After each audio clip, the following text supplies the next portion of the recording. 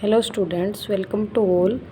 बेटा जो हम नेक्स्ट चैप्टर स्टार्ट करेंगे, चैप्टर नंबर 9 है, जिसका हमारा नाम है चैप्टर का परिमाप एंड क्षेत्रफल। ठीक है, पेरीमीटर एंड एरिया। परिमाप को बोलते हैं पेरीमीटर, एंड एरिया का होता है क्षेत्रफल हमारा। ठीक है, उसको स्टार्ट करने से पहले हमें कुछ फॉर्मूलाज, कुछ जर्नल इंस्ट्रक्शंस पता होनी चाहिए कि उस चैप्टर में हम क्या पढ़ने वाले हैं। ठीक है, तो सबसे पहले हम आज इसका सिर्फ जर्नल इंट्रोडक्शन करेंगे कि क्या कुछ हम उसमें पढ़ने वाले हैं। ये सब कुछ आपको पता होना चाहिए, ये फॉर्मूलाज वगैरह आपको सब याद होने चाहिए, तो हमारे लिए एक्सरसाइज करना बहुत ही इजी हो जाएगा। ठीक है, तो सबसे पहला जो है हमारा समांतर चतुर्भुज का क्षेत्रफल, इसके आधार पे है। सबसे फर्स्ट जो क्वेश्चन है 9.1, जब आप स्टार्ट करेंगे तो उसमें है कि समांतर चतुर्भुज के बारे में है और त्रिभुज और वृत्त, इन तीन आकृतियों के बारे में बात की गई है। तो समांतर चतुर्भुज का क्षेत्रफल पूछा गया है। क्षेत्रफल होता है आधार गुना ऊंचाई, लेकिन उससे पहले हमें ये पता होना चाहिए कि समांतर चतुर्भुज होती क्या है। ठीक है, तो समांतर चतुर्भुज वो चतुर्भुज का मतलब होता है चार भुजाओं से घिरी हुई बंद आकृति।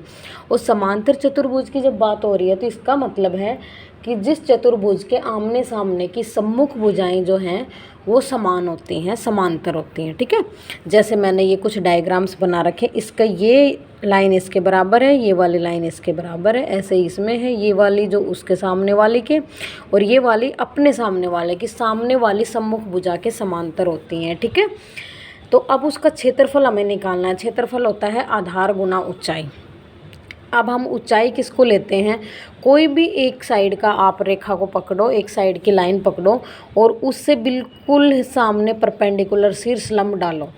ठीक है, जहाँ ये 90 डिग्री का कोण बनाएगा और वो जो लाइन आएगी उसको हम बोलते हैं ऊंचाई, और जिस लाइन पर आकर वो रुकेगी उसको बोलते हैं हम आधार। ठीक है, ये होता है हमारा आधार और ऊंचाई। तो समांतर चतुर्भुज का क्षेत्रफल क्या हो गया, आधार गुना ऊंचाई। जैसे आपको कुछ डायग्राम्स देके उनमें आधार दे दिया जाएगा, ऊंचाई दे दी जाएगी और पूछा जाएगा कि समांतर चतुर्भुज का क्षेत्रफल ज्ञात करो। तो सबसे पहले तो आप ये चेक करोगे कि वो चतुर्भुज समांतर है या नहीं। वो कैसे पता चलेगा, कि उसकी सम्मुख भुजाएं समान पेरीमीटर, समाप माप की होंगी। ठीक है, नेक्स्ट देखिए त्रिभुज का क्षेत्रफल। अब इसमें पूछा गया है त्रिभुज का क्षेत्रफल। त्रिभुज का क्षेत्रफल का फॉर्मूला होता है 1/2 आधार गुना ऊंचाई। ठीक है, ये तो हुआ हमारा फॉर्मूला।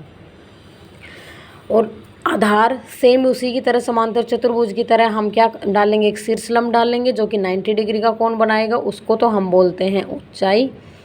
और जहाँ पर ये शीर्ष लंब जाके रुकेगा जिस भी रेखा पर, उसको हम बोलते हैं आधार।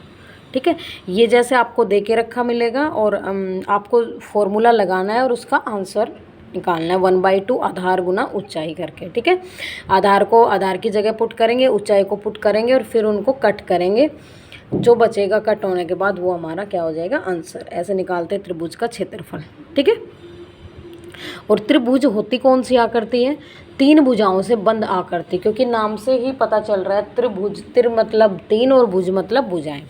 नेक्स्ट हमारी आकृति की बात आती है वृत्त। वृत्त क्या होता है, देखिए वृत्त की आकृति ऐसी होती है, इसमें एक ये केंद्र होता है और वृत्त में केंद्र से होकर जो भी उसकी बाउंड्री तक लाइन जाएगी, आप कहीं भी लेके जा सकते हो चारों तरफ। ठीक है, कहीं पे भी जहाँ से केंद्र से होकर बाउंड्री तक जो लाइनें जाती हैं उनको हम बोलते हैं त्रिज्या।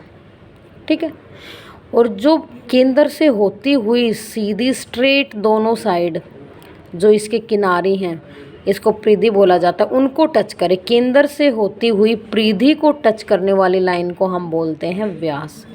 और जो बाहर की ये जो सर्कल है, चारों तरफ जो आपको गोला दिख रहा है, उसको हम बोलते हैं परिधि। ठीक है, अब हमें निकालनी है वृत्त की परिधि। परिधि जो ये चारों तरफ जो ये हमारी बाउंड्री है ये। ठीक है, तो उसके लिए फॉर्मूला होता है 2 × पाई × त्रिज्या।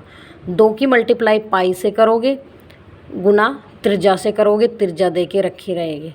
अब दूसरा फॉर्मूला क्या रहेगा, पाई गुना व्यास। और व्यास कैसे निकलता है, 2 गुना होता है त्रिज्या का। देखिए त्रिज्या केंद्र से परिधि तक की दूरी है और व्यास क्या है, दोनों साइड परिधि को टच करेगा और केंद्र से गुजरना चाहिए। ठीक है, तो उसको व्यास बोलते हैं। ये क्या होता है, त्रिज्या का 2 गुना होता है।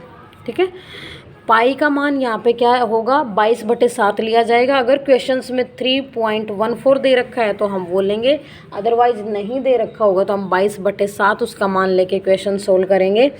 और पाई होता क्या है, परिधि और व्यास का क्या होता है, दोनों का रेशियो होता है, अनुपात होता है।